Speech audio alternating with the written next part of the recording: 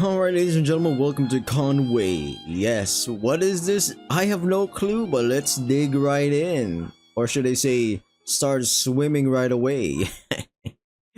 Oh god, but yeah. New or not, subscribe, like, comment down below. This game contains explicit sexual visuals. I thought this is a PG rated lasagna game, man. Please note that this will only affect the visual content and not the text. Oh, okay. But it'll keep you safe from prying eyes during gameplay. You will still unlock in the game's cafe if you choose to disable. Ooh, wait.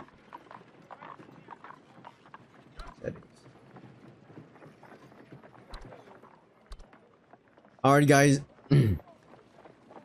Alright, guys, ladies and gentlemen, welcome back. I just turned off the NSF. It will save a lot of time, I'm telling you. Oh no, disabled it. I've already disabled it, but yeah. This game may contain visual and... Wait.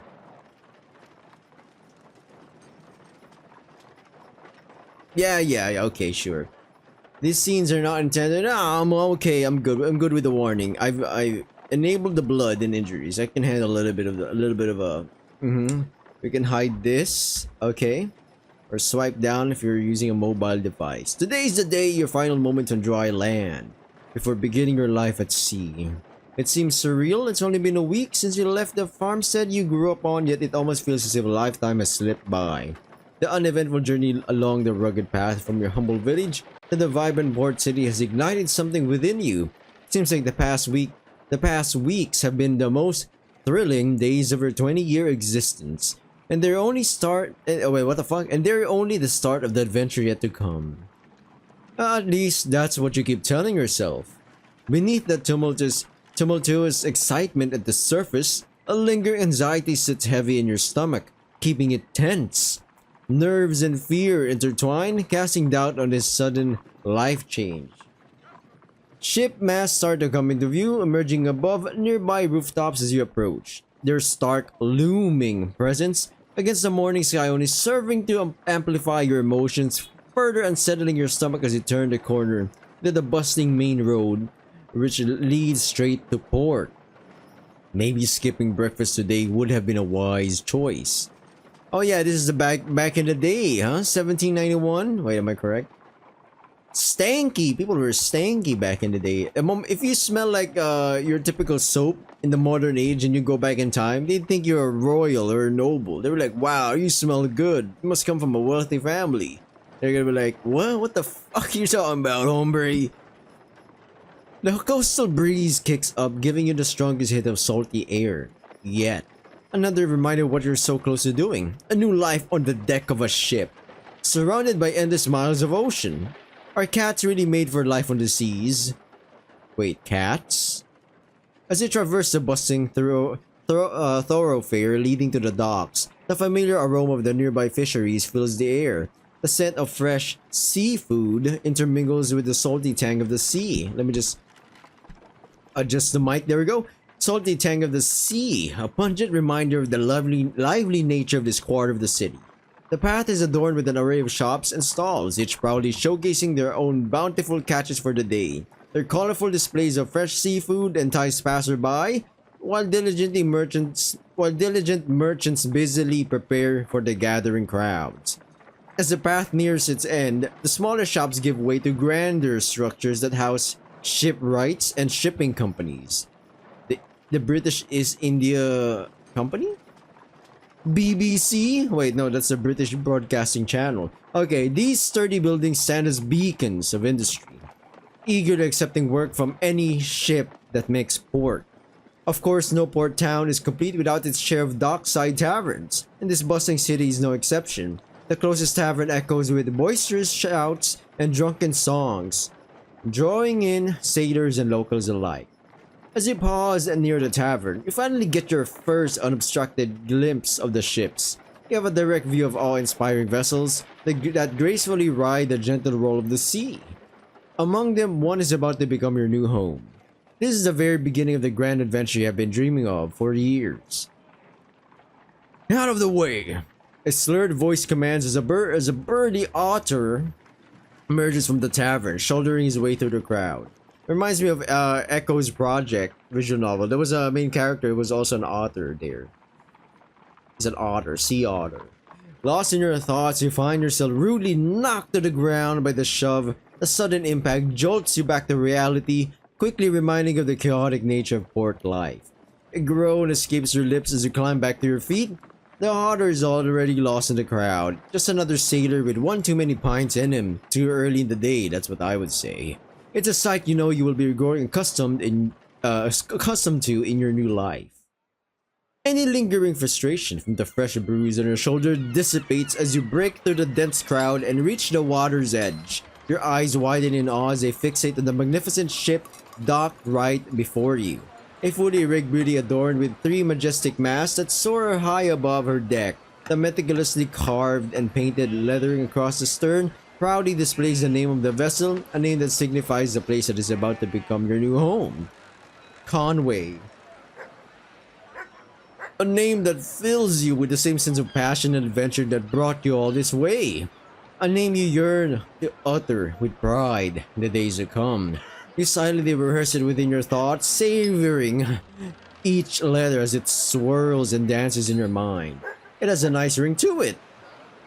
What are you doing there? I don't know who this person is. Once again, you're startled from the hazy daydreams of your mind, instantly turning to the source of the bellowed voice. Yo, look at this hunk. I mean, look at that donkey. I'm kidding, it's a horse. Before you stand a towering horse clad in a tight-fitting blue uniform, his hair tied back in a neat knot behind his head. He looms at least 3 heads above you, forcing you to tilt your head back to meet his piercing gaze.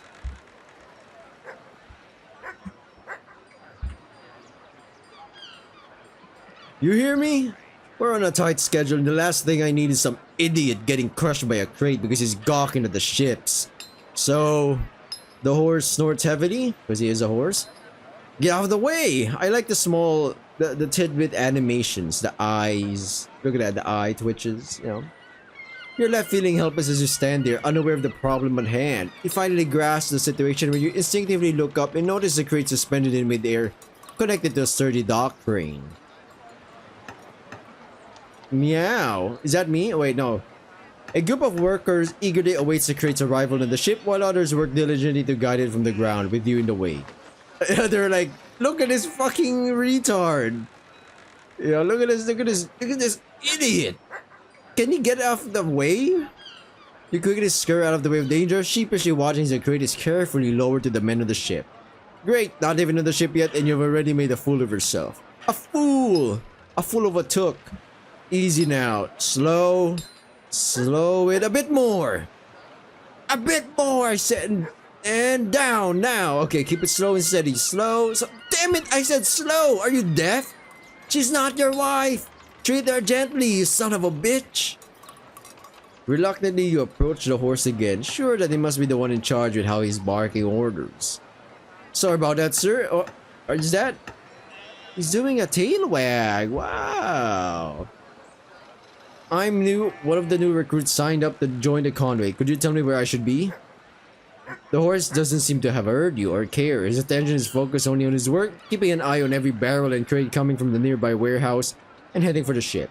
Frustrated, you clear your throat and try again in a louder tone.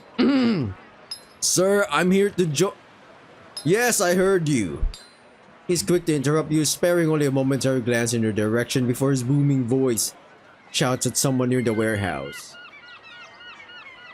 Metro boom. Boom, boom. Jeffrey, we're too short. Get those first. Got it, sir. Alright, the horse turns his attention back to you, narrowing his gaze with a deep scowl. You're one of the new ones? Great. How about you don't get in the way every chance you can? I'm really sorry, sir. I'll be more careful in the future. The horse snorts, clearly unconvinced. Well, fuck you then. I'm kidding. His steely gaze lingers long enough to make you squirm before he pulls out the leather-bound book and leafs through the pages. That's officer to you from now on, got it? Officer Arthur Hudson. What's your name, recruit? I don't think I see clueless fool in here. Oh, wow. I'm not putting my eye earlier. No, I think James Kelly. Well, shit. Wait, what if I put clueless fool? Call me clueless fool. Well, my last name's Fool. I'm kidding. You weren't even joking. James Kelly arrived and accounted for. Get up there and wait at the 4. Recruit, you'll be instructed after loading is done. Well, the man can load me in a barrel. Alright, navigating around the busy crewman, you cautiously tread upon the unsteady gangway, feeling it sway beneath your paws with each gentle roll of the sea. You proceed cautiously, each step measured and deliberate, as if the slightest misstep could send you tumbling to the water. You can't help but feel the crew's eyes on you, perhaps amused by the new recruit's struggle to simply walk.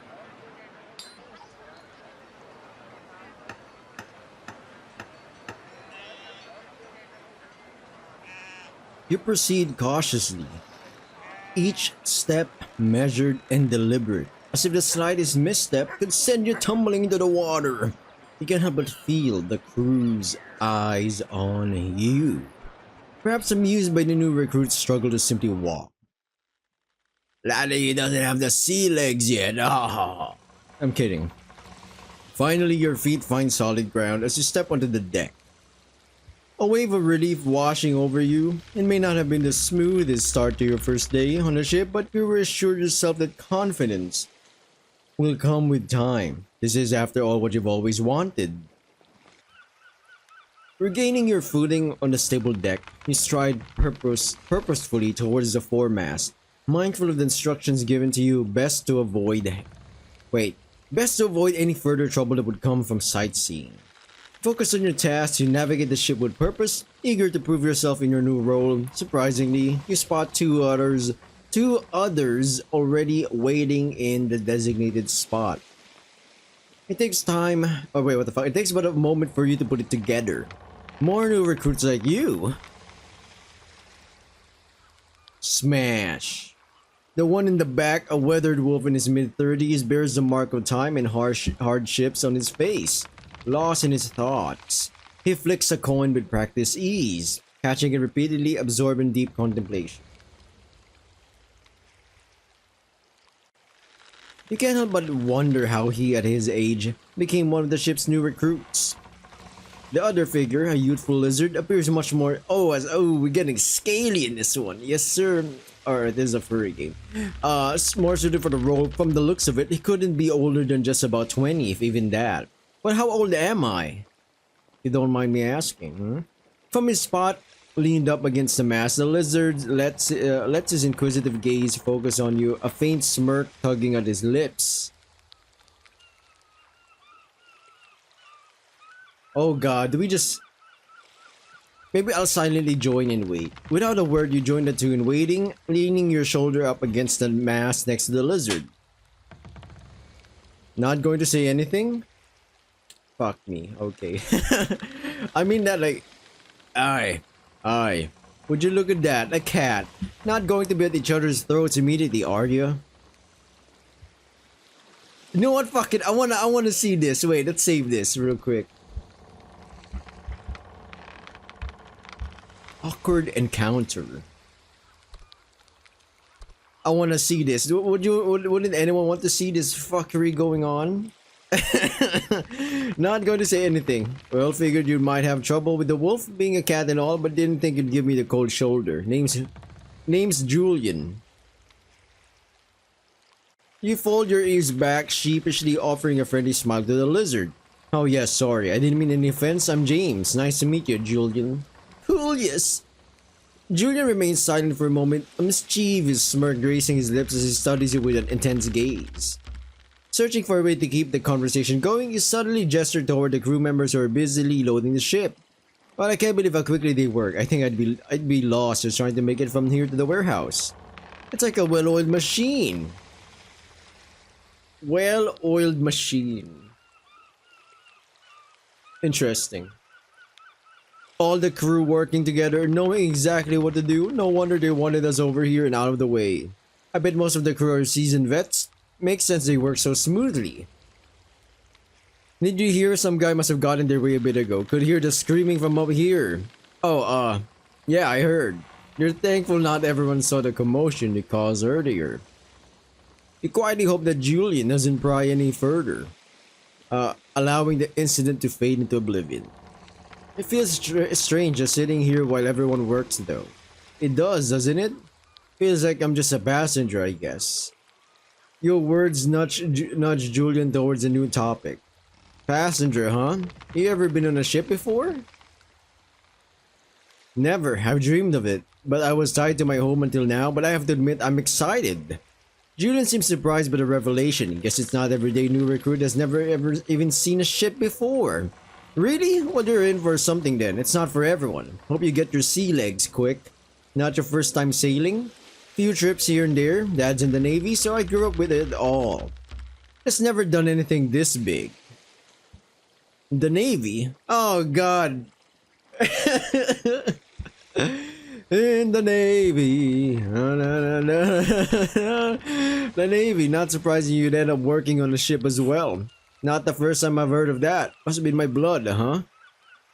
Better hope you don't get seasick immediately. I can't promise I won't laugh if I see you hurling off the edge of the ship.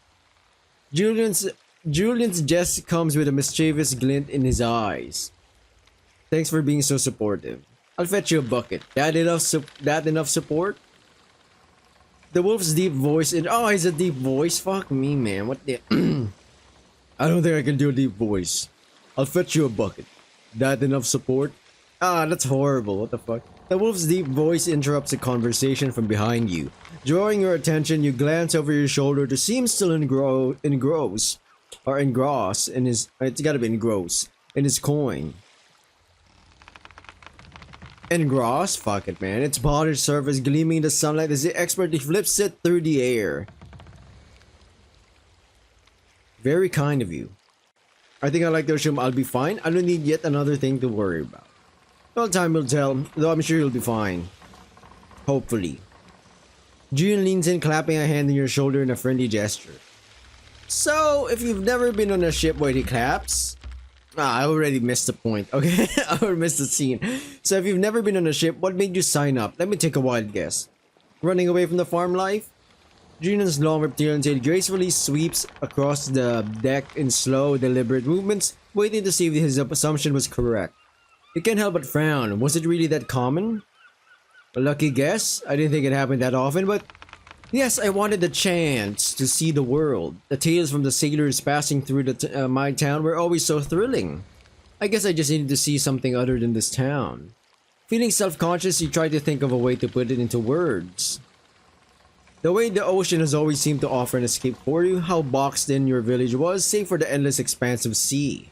Nothing seems like it will satisfy the two, and you decide to demur ever so slightly. Or demur, sorry. The demur. Yeah, maybe that's childish of me. Not demure. Demure is like, you know, like you got some kind of aura emanating from you. Demure, or the way you act is such a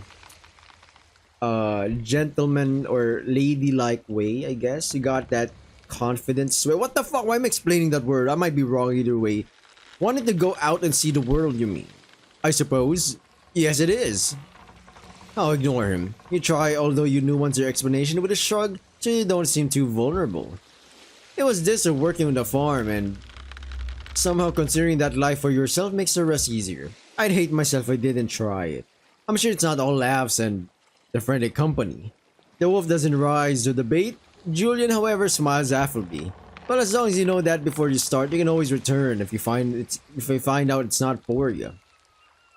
I feel like I already know people are gonna start dying and shit going on in this fucking game or this visual novel, because it did say explicit content, not just NSFW images. Like that could easily mean blood and gore, you know, guts and black freaking gunpowder, you know. Sure, it's still a leap into the unknown, that's all. Maybe I'm just worried it won't work out the way I hope. That sounds childish too, once you say it out loud, but you can't help casting one last slightly wistful look at the harbor. All that security, everything you've known, you'll be leaving it all behind to spend God only knows how long with sailors like these. Well, it worked out for you though, right? You don't seem to have any trouble. He gives you a quizzical look. Trouble? Nerves, things you're leaving behind, people who might miss you. He grabs the leather strap of that bag that you realize must contain all his belongings, everything he has left in the world just like you. But he twirls it idly in his hand and shakes his head decisively. Oh, no. Nobody? Well, fine, yes. Either he realizes that's not enough of an answer, or he suddenly decides he wants to tell you more. People will miss me, sure, and I'll miss seeing the friends I grew up with, but my father has worked on ships all my life, so... What do they say? Salt water in your veins, I guess? Well, in that sense... Did he not like the, the allegory? He lets go of the bag and stands up, stretching his arms wide. Allegory, or was it an analogy? No, an analogy is like... Hey, I'm comparing this situation with what I'm about to say in that situation. Something like that. An allegory? Allegedly? Yeah? He lets go of the bag, whatever. It was only a matter of time before it followed in his footsteps, I guess. Yes, of course. The Admiralty is no doubt in his once illustrious future. Hey, who knows? He seems to do a better job than you of not letting the wolf's personality get to him, or maybe he takes it as a challenge, because his next question is directed at the canine as he makes his way over to him. What about you anyway? What's your story? The wolf looks at him with an openly baleful expression. My story? Yeah. His thick tail follows the movements of each step he takes like a dancer's ribbons as he makes his way around the mass and past the wolf. Money. Oh yeah, that's actually, yeah. Money, that's it? That's it. But you could have earned money here in town, you know. And I didn't, did I? Maybe I should have asked for a bonus. Being interrogated wasn't part of the description. Well, it's harder than interrogation. I'm just curious. Like a cat. We're really not going to get you to tell us anything about you, are we? Rather than answering, he flips the coin to the air. He catches it effortlessly, rolling it down between his fingers. What about your name? Will you at least tell us that? He pauses, looking at you, poised to flip the coin into the air again. Wolf. You can't be serious. No way your name is just Wolf. And yet here we are. My parents weren't the creative type. How's that? Mine aren't either, but surely they didn't just call you Wolf. What was the point of asking me if you weren't going to listen to the answer in the first place? Wolf? He repeats it, clearly unconvinced. But they say a wolf fall out. There we go. It was the first thing that came to their mind. What more do you want? Jeez, dude, if you don't want to share, just don't. Silence descends as you and Julian both try to decide whether he's being serious. Finally, he flips the coin again, this time though he doesn't catch it. The coin glints and catches the light before it disappears in one of the folds of his white shirt. Rather than acknowledge a missed toss, he simply fishes it from his shirt, then shakes his head scornfully. Whatever. Apparently... Oh, what the fuck? He leans the other way to get close to you, whispering so that the wolf can't hear him. He's gonna hear it. This is a freaking weird guy. Before you can answer or ask whether or not it was a safe bet that the wolf's hearing wasn't that good, Arthur makes his way forward to join you. Hello, ladies! The three of you get up, and you try to stand at something like military attention, greeting him properly. Arthur takes a few seconds to quietly survey his new recruits. Well, enough sitting around. We're almost ready. We'll be leaving port shortly. If you take one final look from the ship down to the harbor, once more, the realization begins to sink in. This will be the last time you'll see this place for a long time. Or you could bail now, like Julian said, turn back while you still have the chance. No. You can't just go back. You chose this for a reason. You're not going to back out now. This ship is your home. These odd characters are your companions.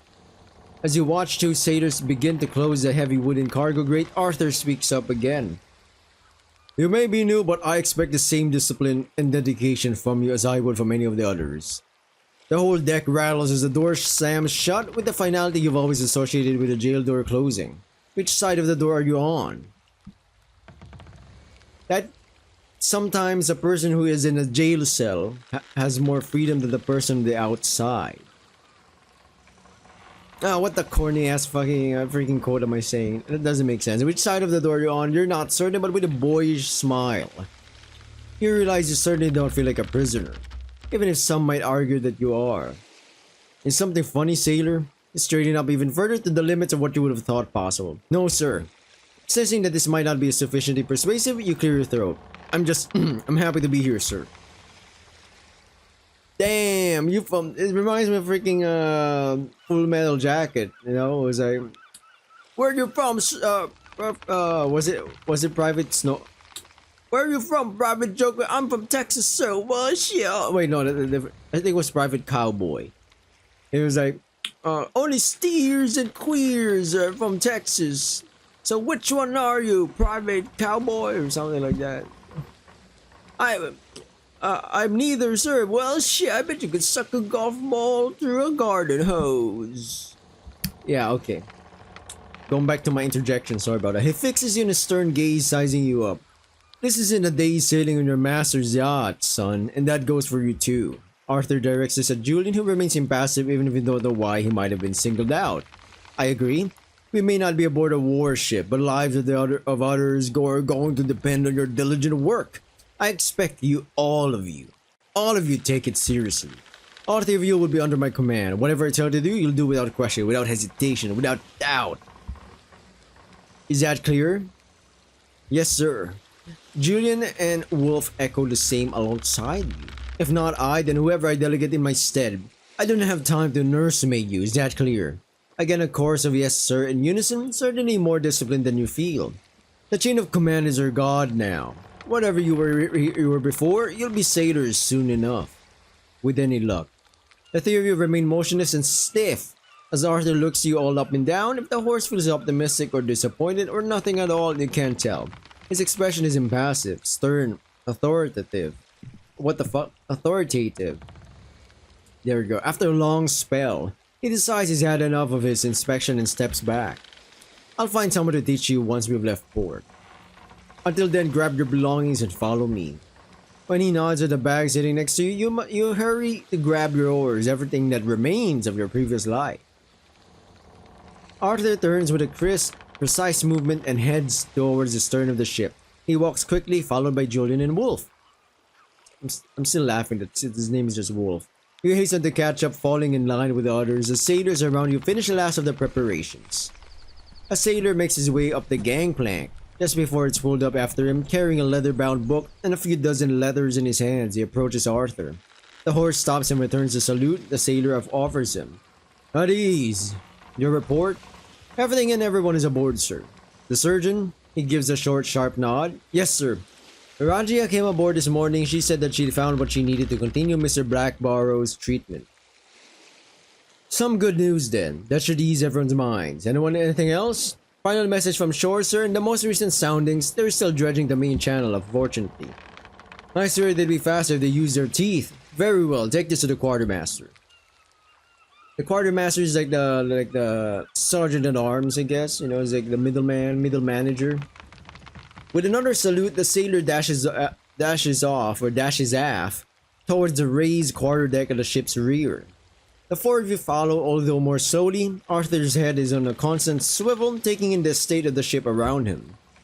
The sailor returns without the book. Oh, what the fuck, man? Without the books or the letters, scarcely out of breath despite dashing across the deck. Sir, the kedge is fast. Quartermaster recommends we catch a tide, sir. And catch it we shall. Have them hoist the flying jib, but keep it at ease until I say so. When the sailor departs, Arthur straightens up further, his head is held high, and although you can see his chest filled with a deep breath, the loudness of his voice still takes you by surprise. All hands stand by to weigh anchor. It is a clear, sharp bellow, and the crew snaps into action as if there are marionettes under his direct control. Cast off all lines. Swish and a swoosh. I don't think there's sound effects in the current version that I downloaded. Arthur checks his immediate surroundings, which includes the three of you. Stay clear of the ladders. We'll have men moving about. Beyond that, watch and learn. Yes, sir. Although Julian and Wolf seem to know what's going on, you have to pay close attention to discern one bit of activity from any other.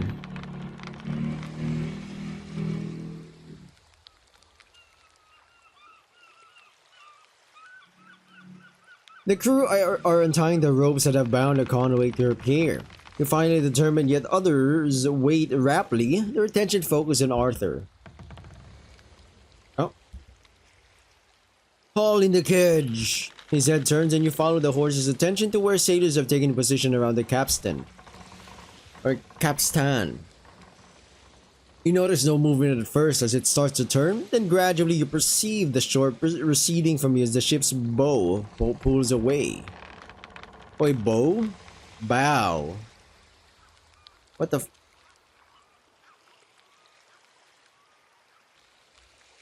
Oh, welcome back. It's bow. Bow. Ship's bow. Today, if you please. Okay, this seems to have been directed at the main wolf. Supervising the captain, he gives Arthur a salute.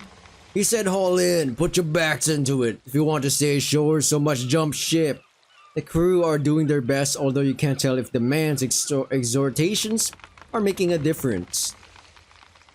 The rest of us have places to be.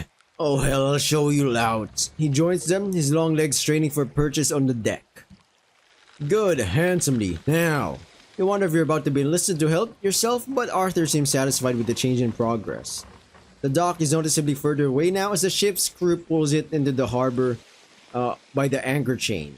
Arthur's eyes flick from the capstan to the shore, narrowing at the direction of the rising smoke. Sheet in the jib! He pauses, his ear flicking to the sound of a shout from further aft. You can't make it out, but the horse seems to have had no difficulty. He raises his voice again. All hands, man! The halyards! Now, damn it! Brace the yards and hoist the sails! Samuel, stand by! Aye, sir. Leave the yards be. Get on the bloody stiles, damn you! Something seems to have agitated Arthur, although you can't tell what, but it looks like most of the crew are just pulling ropes. Surely you can do that. How can we help, sir? He shoots you a sharp look. You can stay out of the bloody way, clear of the damn ladders. What did I say? Wait. Julian gives her arm a gentle tug to draw you away from the horse's sight in his eye. Despite the outburst, he's focused again immediately. I see. Oh god. Stay quiet. There's a bit of an edge in Arthur's voice, although you can't tell the reason. The crew responds nonetheless, moving around the ship's rigging as nimbly as a spider in her web. As you watch, the sails lift, catching the wind until the rope snapped taut. Snapped taut. The ship is moving perceptibly faster now. Arthur's eyes are still narrowed, his attention focused on something you can't yet perceive. Mind the downhaul in the mizzen stays, Samuel. Haul away. Is it stays or styes? I don't fucking know, man. Did the main wolf and his crew and the capstan work with renewed effort? It seems at least not to be easier. Or is this an old way to say cap? No, it's not captain. It makes no sense. They're no longer pulling the ship. You realize that Conway is moving under her own bower. Samuel just needs to raise the anchor as you pass over it. Good. Arthur relaxes and back in the day, ships are in the mercy of the wind. Yes, technically you could use oars, but then you're kind of fighting it, and then there's waves, so you might have to fight against a wave.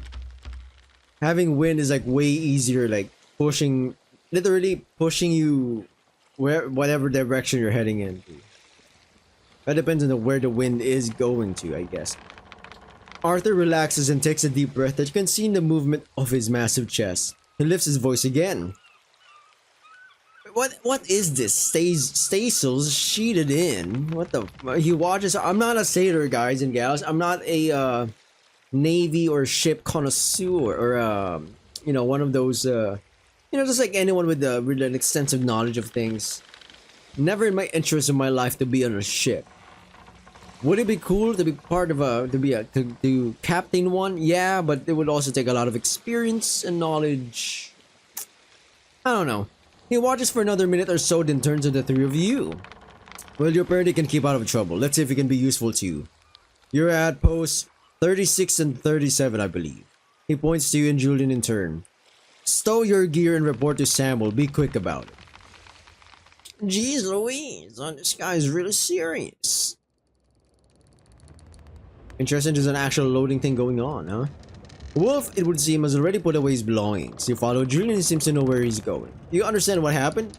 How you move the ship, I mean. The orders, of course, it's not too difficult. You have a hard time believing this, to be honest. Really? All the ropes and the anchors and everything? You understand how it works? Well, not all of it. Just think about it logically. It comes down to wanting wind in the sails, right? I guess.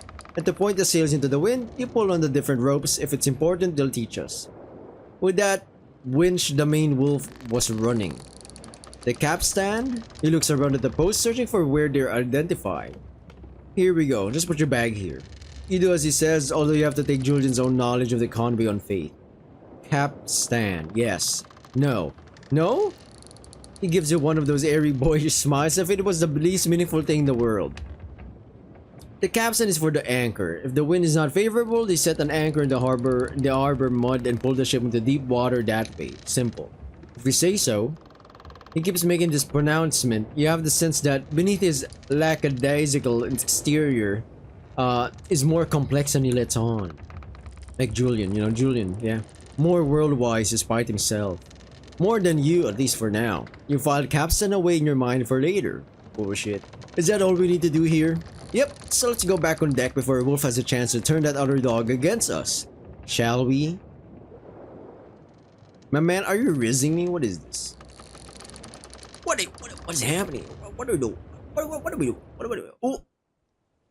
Look at that filthy fucking wolf!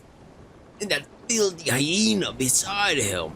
The two of you join Wolf, who seems to have been engaged in a brief conversation with the main wolf. Huh. Samuel, we were told to report you? To you? Sorry. The main wolf is leaning against the railing. The capstan now abandoned. He looks remarkably carefree with his arm hooked around one of the ship's cables and his foot propped against one of the cleats. So I've been told. Nothing like a bit of excitement to start the voyage, eh? Was that exciting? He was expecting a pirate attack, I'm sure. No, I just didn't know what was happening. I thought I should ask. Arthur, maybe. Mr. Hudson, sir? If that's his name? Oh, I figured you were new, but I didn't realize you were that new. The main wolf grins. He looks young, not much older than yourself, really. His grin, too, is youthful. But is clearly an experienced member of the Conway's crew, someone Arthur could rely on, despite the wicked easiness of the smiley's turn on you.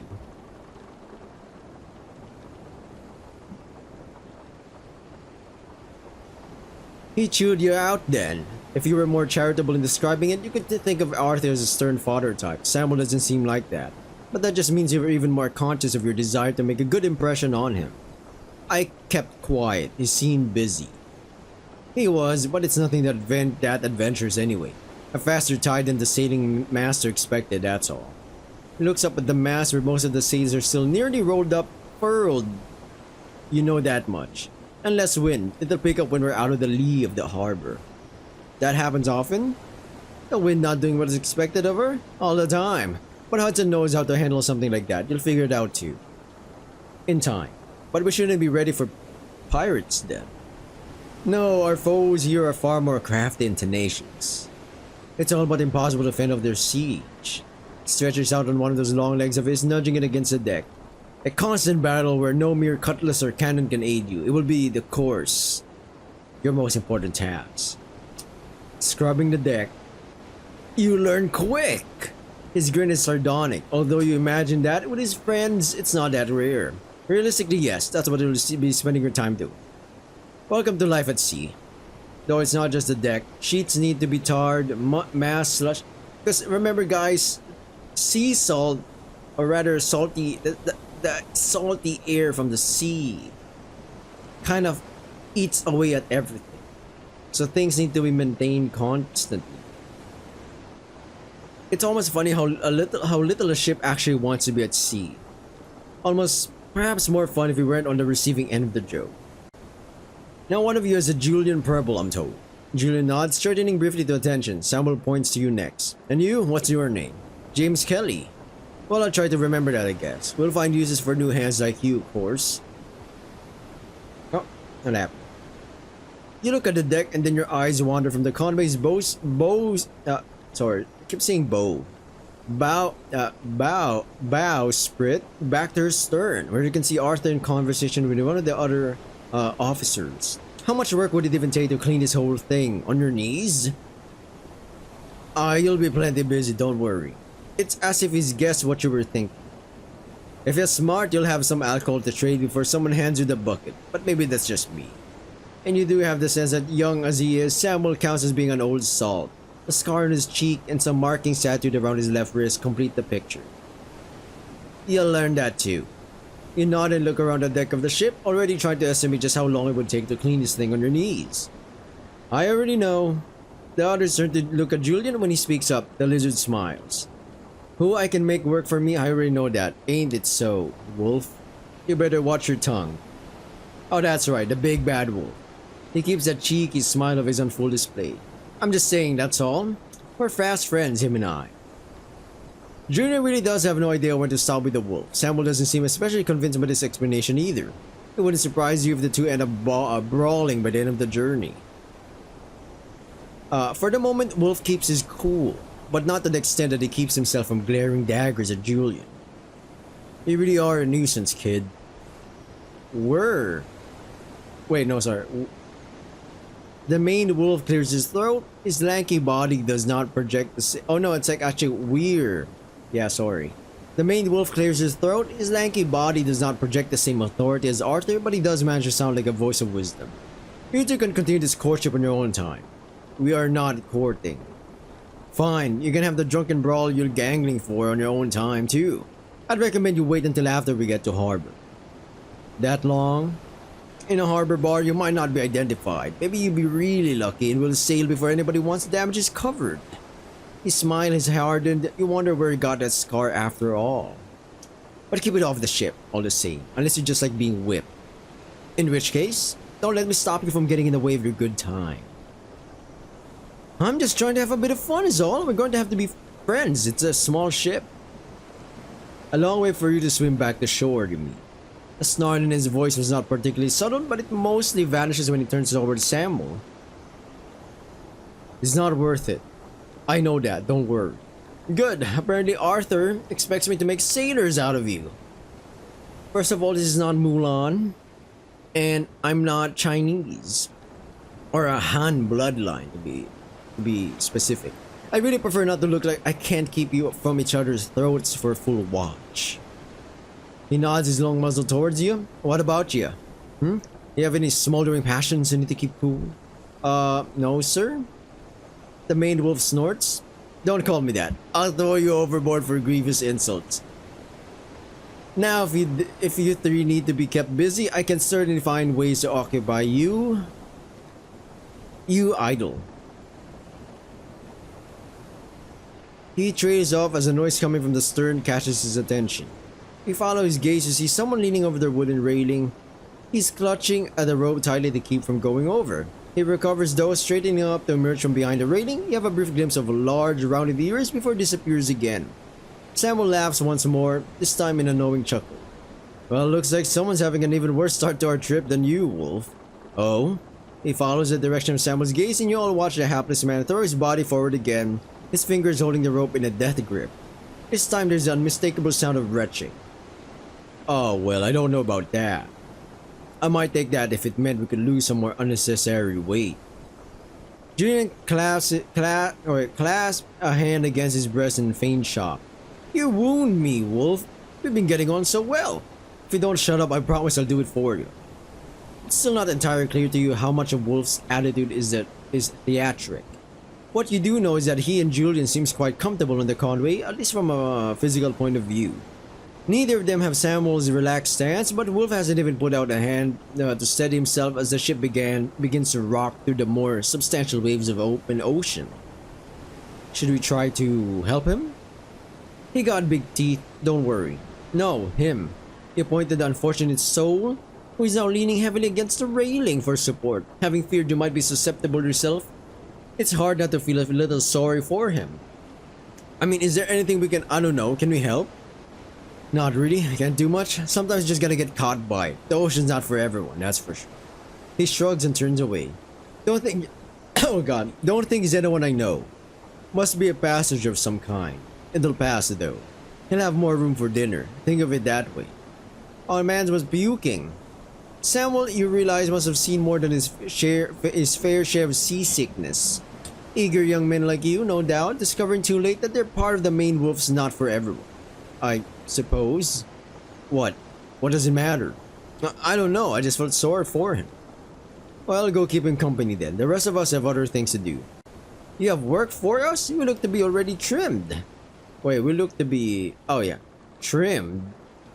What did I say earlier? Admiral's daughter, this one.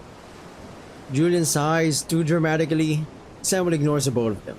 The ship's sails are probably set for the wind we have. We're no, we're close hauled till we can turn southwards. You don't know what close hauled means either. You open your mouth to ask, but Samuel shakes his head. The important thing is I don't have work for you, not now, but they'll ring the bell for dinner soon enough. Oh, it must be about time, I suppose. The sun's rather low. Indeed, so we should all get ready for it. Consider yourself dismissed. Wolf turns quietly away the moment he hears that you've been released, leaving the three of you behind. You're still not certain what to make of him? Why go through all the trouble of working at sea if you're just going to be miserable? At least a seasick passenger must have a destination in mind.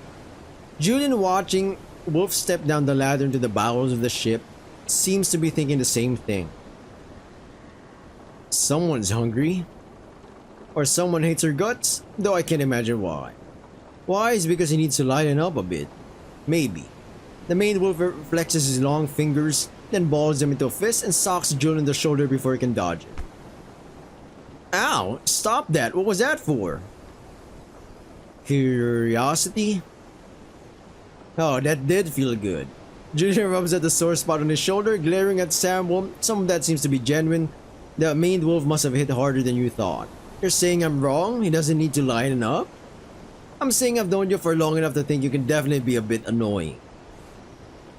You've known me for 15 minutes! Like I said. Oh, not you too. Hey. With that prompting, Julian looks to you for approval. No, you son of a bitch! Oh my days, we're gonna save this. Scale or fur? I think that's a good save. That's a good save name right there. Oh god. Oh shit, man. Julian, I gotta side with. Strange as Wolf is, he must have his reasons for the caginess. Caginess? Is that an actual word? Wait. Yeah, it is. What the fuck? Oh my brain fart. Brain poopy. Even if it doesn't, you can hardly blame him for not wanting to deal with Julian. The lizard acts like you're off on some boarding school camping trip, not a proper sailing vessel. At least that's what you imagine a camping trip would be like. Something a lot less serious than working aboard a Conway. You do come on a bit strong, Julian. Strong, huh? Is being diplomatic. Diplomatic? As in the diplomatic way of saying annoying little shit in the local dialect. Julian looks at you as if expecting further explanation, but if he doesn't understand why his antics would rub anyone the wrong way, he would doubt you can explain it to him. Finally, he gives up, shoulders slumping in defeat. Fine, fine. Man, I don't wanna. I'm not shitting on you, Julian. I'm just saying you gotta tone him down a little bit. No. He sighs and shakes his head.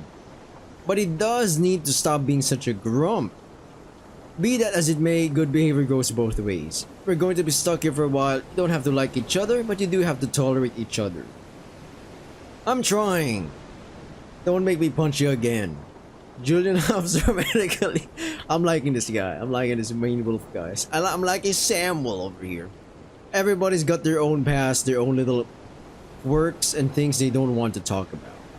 Things that just can't be left ashore, might as we'd all prefer it. And you don't want to start off by antagonizing everyone. I'm not trying to antagonize people. Something about the way he responds gives you the impression it's probably a speech the young man has heard once or twice before. But in that case, at least trying to make your ribbing funny. Just some advice. Of course, there's so many people here I can take pointers from on that one. He shakes his head, but he keeps a reasonably brave face. Alright, I won't antagonize him, or you, and you won't punch him again, alright? Good lad, stay on Wolf's good side. Right? Oh, he's got a cute, cheeky fucking face, man. Look at that. I guess you can make, like, expressions to faces. Wow. I think if they're like, I'm imagining them front face viewed. It's like, anyone who's watched a cartoon Phineas and Ferb, you know, the 100 days of summer vacation, thinking of ways to spend it. Like maybe, building a rocket ship, you know. I remember the Dorito head Phineas looking like his front face view, it was it was wild. Because usually, mostly animated shows or even mangas or comics, all of them are kind of, they're like in an angle, in a cool angle, looking at you, you know. Especially like creatures like this. Let's go down and wait for dinner. You're hungry, right? Junior looks at Samuel suspiciously for a few more seconds before giving up. Yes, practically starving, now that you mention it. He looks in the direction of the ship's bell like he could will it to ring sooner. And you haven't even done any work yet. He gives Julian another punch, although this one is a much lighter into the other shoulder. Nah, I'm kidding, you should be excited, just once. While we're close to port, we'll run out of fresh ingredients quicker, but for now... Oh, I know, enjoy it while you can. He keeps staring at the bell though. But I plan on it, who knows when the next good meal will come. Exactly. Bandel is one splendid cook, at least. That man could make salt pork a royal feast if he had to, and he'll come close, even for us, when it comes to that. But I can't wait, I'm sure we'll be eating hardtack soon enough. Well, Bandel could also make that edible too, actually. He pauses and then shrugs. Almost. Do you know what he's planning? I saw someone from the ship bustling about the shops near the docks. Probably Bandel then, yes, I heard rumors that it would be salmon, something of a specialty for him. Oh, that sounds good. I'll never turn down fresh fish. It sounds good to you, too. Even growing up in a harbor town, the best fish was too expensive for a family like yours. From Samuel's hungry expression, Bandel, is it either Bandel or Bandile? It's gotta be Bandel. Has to be preparing something more exciting than some overboiled stew that barely does more than smell of fish. It does sound good. I can't wait to see what our cook can manage.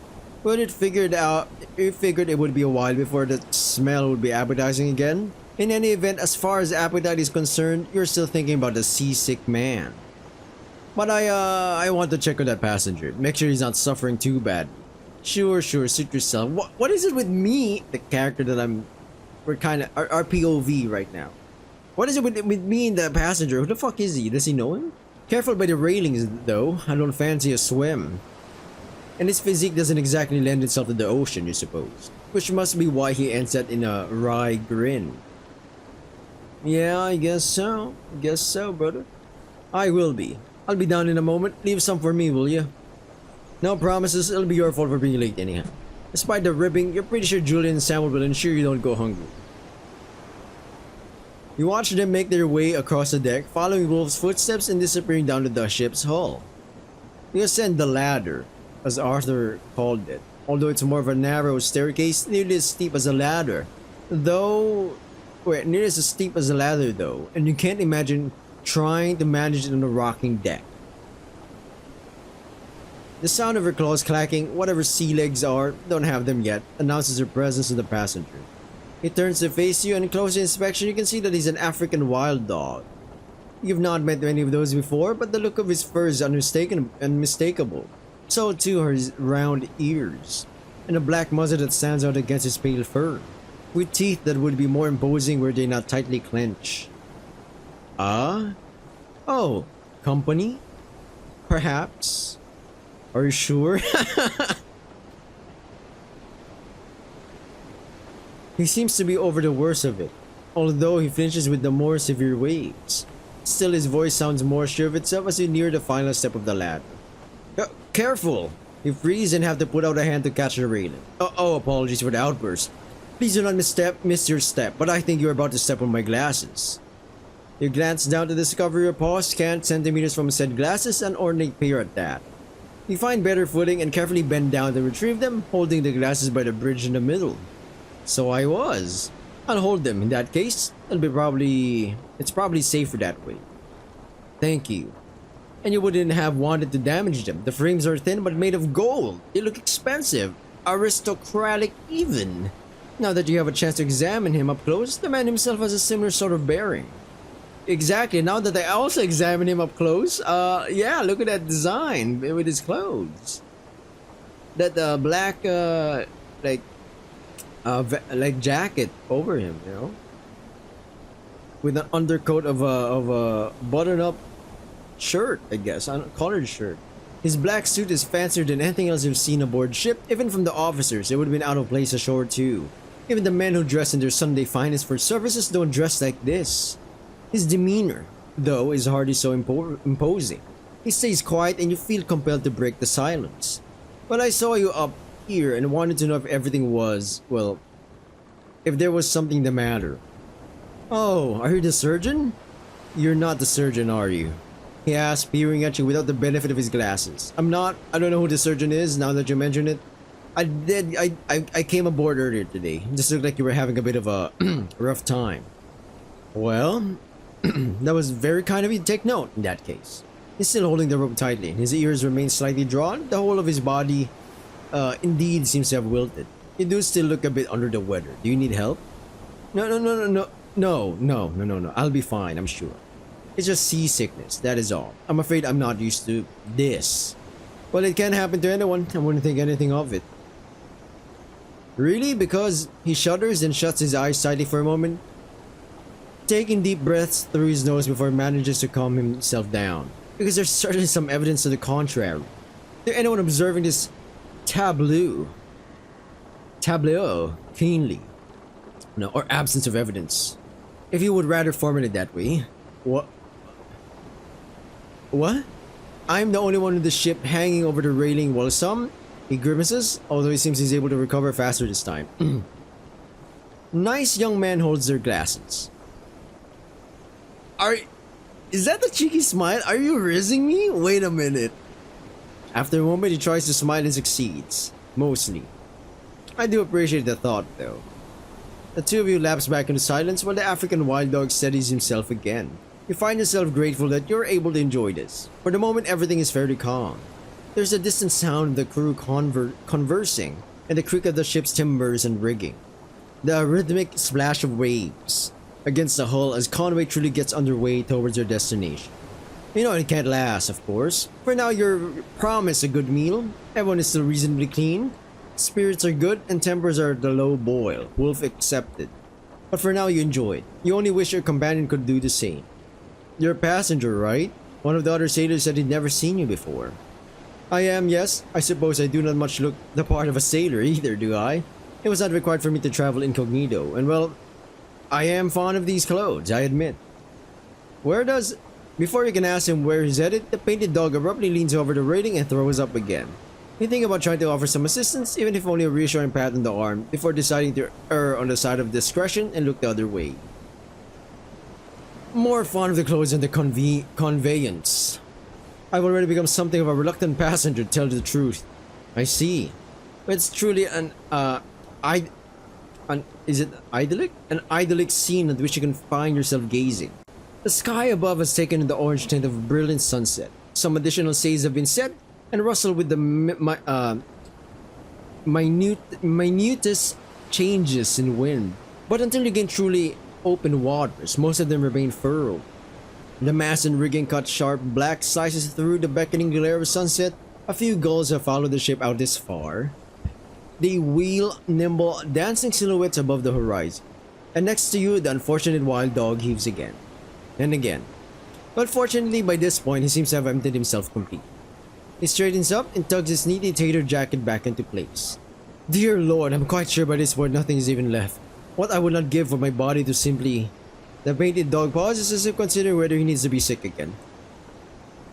No, I think that is better. What I would not give, I was saying, for my body to simply leave me alone.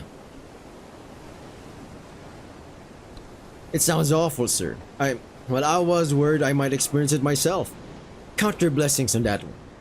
I'm sure it's just not my time yet. The only thing I know is that they say they'll pass. You'll get used to it. Comforting platitudes for the ailing, I imagine. He tries to smile and does, you think, seems to be recovering. I read in a book once that you should stare at a fixed point.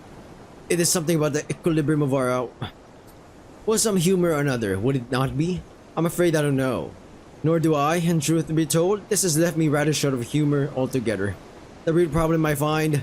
He takes a deep breath, fixes his hand on the railing and stares at the horizon right at its edge. You can still see the shoreline. Is that it means you need to look at all this water, countless ghastly leagues of it.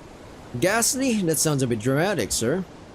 It makes one uneasy, at least. It is strange to be leaving it behind. You were meant for the land, I think. Well, I was anyway. Perhaps I'm talking nonsense in my current state. You're not. You too stare at the horizon. It's difficult to make out any details. The hills and rolling terrain of your birthplace are no more tangible and real than the markings on a map. A black ribbon dividing sea and sky. It's hard to believe you called it home. I know what you mean. It's the oddest feeling watching everything you've ever known vanishing into the distance. You are from here? I am from... You tried to point, but you've never seen your home from this angle. Is that the old church tower? Are those the peaks you used to climb with your friends? At this distance, it's all blending together. And you still have the painted dog's glasses for that matter. I don't know. I was, though. I was from there. Ah. What brought you aboard? You are a passenger too? He eyes you curiously, but like Arthur, Wolf, or Samuel, you don't feel the same kind of judgment. I think it's just curiosity. It's just a more congenial sort of inquisitiveness. Perhaps he's happy to have something else to think about. No, I'm part of the crew, part of the ship. Anybody get the reference? I just joined today. They called me a landsman, which I suppose is sort of rank. You shrugged, self-depreciating. The newness of the experience is something the two of you share after all. Or it's just a polite form of what they call me when I can't desert. It must be exciting. I hope it is, at least, to be giving up your home like this. It is. It still is. I mean, it doesn't quite seem real. I've always dreamt of seeing my hometown disappear, and now, I guess it did. The call of the unknown. An adventuresome spirit. Maybe? Yes. Yeah. I wanted to see something new. Yeah. You fucking rizzing me, man. This guy trying to get a bone while you get a meal? What is this? Something I never find in the homestead. I'm not sure just what yet, but you'll find it, I'm sure. It doesn't sound naive. Not at all. There's always a point when a young man like yourself must want to spread his wings. Or hers. Perhaps. Oh yeah, because his eyesight is blurry. I can't fix. Wait, no, I can't. This broken wings. He catches himself and turns back to the horizon to calm himself. But he ponders that before giving a decisive nod. Yes, certainly. I think it must be a universal instinct. I'm sure everyone feels that call in the core of their very being. I just wish it involved more carriages and fewer boats. But for me, there was only so far I could hope to go on land. Oh? What is it you're leaving behind? Your nest, as it were. My family is a small homestead. In a good year, there are as many mouths to feed as there are plots to feed them with. In a bad year... I see. But no, it isn't quite that simple, is it? Not so pragmatic.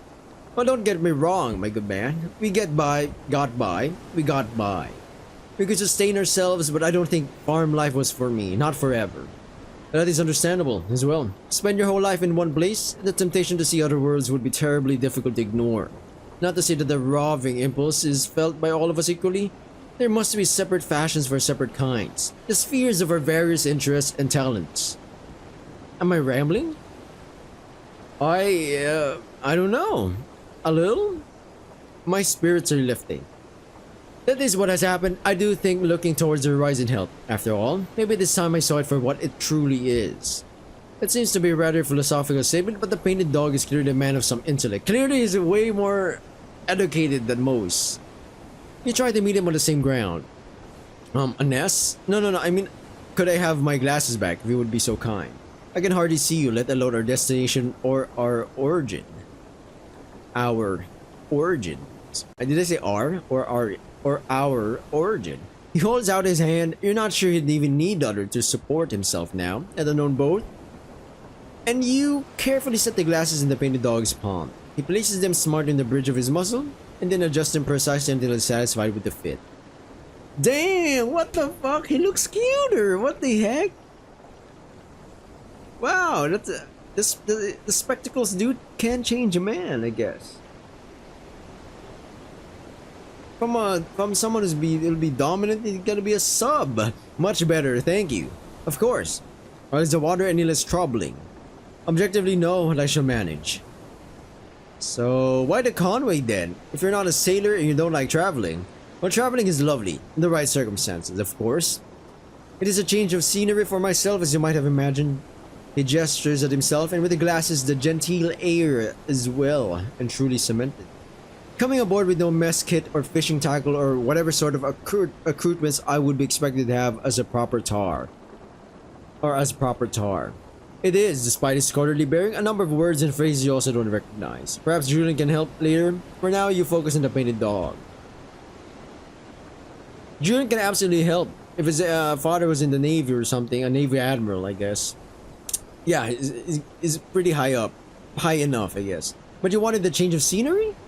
Is that not the rub? I'm being brought over by my patron, who desires that I work on her estate in the south. Paid to travel the world. That sounds like quite a lovely offer. I guess you're not sleeping with the sailors either. I'm not, no. The accommodations are quite reasonable, all things considered, but the voyage is, to be honest, mostly done from necessity.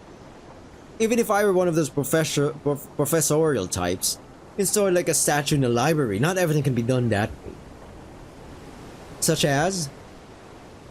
I'm to turn my energies and industries in full on the diversity of flora in that region, thereby to assemble a compendium of such notes and such conclusions as may lead to profitable ends. He's a researcher. Or a scholar, I guess. I don't know what to call people at the time. Yeah, florist. Yeah, pretty much. That sounds important. Right?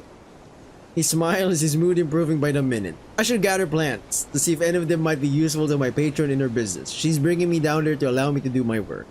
As I said, I cannot do it in the library. Many of them have not been documented at all. At least not in languages any of us speak. I will be the first. Well, it sounds like you do have a wonderful opportunity then, being paid for everything. Living in a fancy estate. Traveling without needing to get your fur soaked in tallow and grease.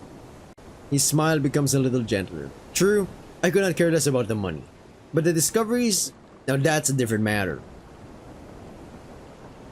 I may have preferred to stay home, truth be told, but when else would I be able to see the other side of the world like this?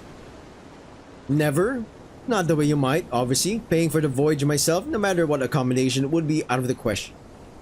I am quite sure of that. And I am not cut out to be a sailor. Even once I learned to keep my food down and my eyes looking elsewhere, I could not do it. Why? What makes you say that? Why could I not be a sailor? It's just not me, I suppose, for lack of any better or more useful way of putting it. It is for some people. As if he might have overstepped, he clears his throat and gestures to you. Nothing against you, of course, far from it. I mean to say that I'm not made for it. That's the problem. It's too dangerous, too physical. He trails off and lets his hand fall. I'm simply not adventurous in that fashion. Sure you are, though. You're sailing around the world right now. You said so yourself. That sounds plenty adventurous to me. I'm just too kind. What is this shit? Sailing around a very particular world, my friend. A very particular one indeed. Here I have a little cabin all my own. There I shall have the estate and perhaps even an assistant to help with my work. I feel the world around which I'm sailing is only incidentally the one shared with the good ship Conway. I suppose, but it doesn't look that comfortable for you. An artifact of my softness, though, is it not?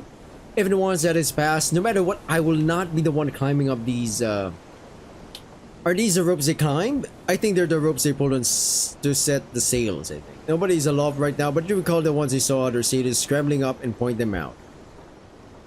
Those are the ones he'll be climbing. He looks at you expectantly with his brow raised. Those are the ones we'll be climbing. Right, so, and when there's a storm, my duties will be to keep my glasses about me and my food in my stomach. Yours will be to keep the ship sound and all aboard her safe. In regard to with what, despite his station seems almost like genuine respect. Yeah, I'm like, oh man, wow. I'm a bit flattered. Not really fully my job. I'm a newbie. But that's what I'm cut out for. I prefer that way. Before you can answer, the ship's bells chimes. In case you didn't understand the meaning, a sailor's voice raises above it. Dinner is ready. How are you feeling? Well enough to eat? I suppose so, yes. That's a relief. The cook is quite good. Well, I'm told. Something to look forward to. Well, I will not be dining with the crew, unfortunately, but I hope to find out nonetheless. Perhaps we'll meet again. Do you suppose? Thank you for the company. I would certainly not mind sharing it again. Oh my god, we made a friend! Wow, we made a friend, guys! You got a friend in me. You got a friend in me. Well, it's Toy Story. It's a Toy Story sound music by Tom Hanks, I think. Or is it like, Making gas castles in the sky, just the two of us, just you and I. Well then, yes, I hope so. Enjoy your dinner. He cats his head, peering at you curiously before it strikes him. Oh goodness, 1,000 apologies. I'm Nomax. It's a pleasure meeting you. Whoa! Whoa, man, look at me. These guys keep coming in close, man. It feels like they're kind of about to smooch me. What is this shit? He holds out his hand for it to shake, and while yours is clean enough to feel the gesture permissible, you take him up on the offer. But it's nice to meet you, Nomax. I'm James. James, yes, I see. A pleasure meeting you as well. With a polite bow, he makes his way unsteadily down the ladder to the main deck. He is careful, putting one foot in front of the other. But at least he no longer seems like he needs to spend every moment bent over the railing. Pause. Like most of those you've met, he seems like an interesting fellow. If it a bit of a character, you find yourself liking him despite his slight awkwardness. There's not much space aboard the Conway, so you expect to see more of the painted dog. And if it's not looked upon favorably for the crew and passengers to mingle, well, but surely Nomax would be the first to tell you that you should make your own destiny in that regard. But you smile to yourself and decide that will have to be the case. And it's time for you to get going yourself. Dinner beckons. You think you can already feel yourself becoming steadier on your feet? Not as graceful as the main wolf Samuel, but then you've only been aboard a few hours. Meow. You are not, for instance, accustomed to how quickly the open-air topside gives way to the oppressive darkness of the ship's interior. There are hardly any openings to the outside world, save for the hatches that are also the only source of fresh air.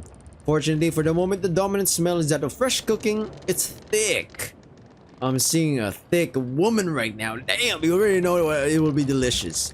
Of course, first you have to find where it is. The last of the day's light flickers through scanty windows, sending faint beams through rising steam and motes of dust. Beneath it are the shifting dim forms of your fellow crew. The end of the room marks the door to the officers' quarters. You can see Arthur in conversation with some feline. With some fine shide, you know what I'm saying? A cheetah you haven't seen before. It's not your world anyway. You belong here, in the milieu of the other working men of the Conway. Later, the commons area is where the crew will set up their hammocks. If you understand correctly, for now, wooden crates have been set up as tables. Well, ladies and gentlemen, that's, I guess, No, I'll continue a little bit. Sailors are already occupying them, sitting, eating, playing cards, savoring the respite from the shifts to follow. On one side, tucked away in a corner by himself, Wolf has found a relatively quiet spot. Though you sense it's difficult, indeed, to truly be alone with your thoughts on a ship of this size. Elsewhere, Samuel and Julian have found a place for themselves, apparently without having come to further blows. A few other sailors are sitting with them. You duck under a heavy beam, congratulating yourself for not discovering the sturdy wooden brace with your forehead. And now, sailor that you are, comes the most important choice of your first day. With whom do you end it? Who do you want to seek out for dinner? What? What the fuck is this game? You sick bastards! What the hell? What intonation? Dinner choice.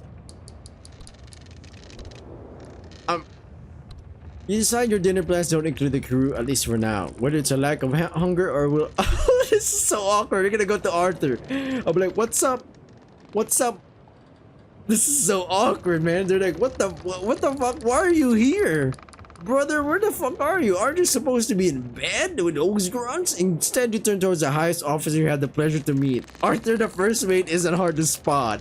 The horse towers over the rest of the crew, his size almost reflecting the importance of his role in the ship's hierarchy, standing stalwart next to the wall of the common area.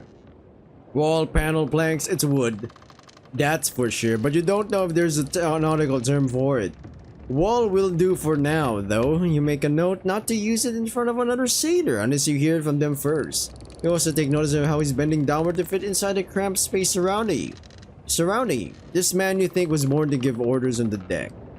You walk up to Oh my days, I'm ending this video right now. This is interesting to say the least. I'll be seeing everyone in another episode of Conway, or a different visual novel, or a random game that I play, or maybe a drama video. I don't know, but see ya. Bye.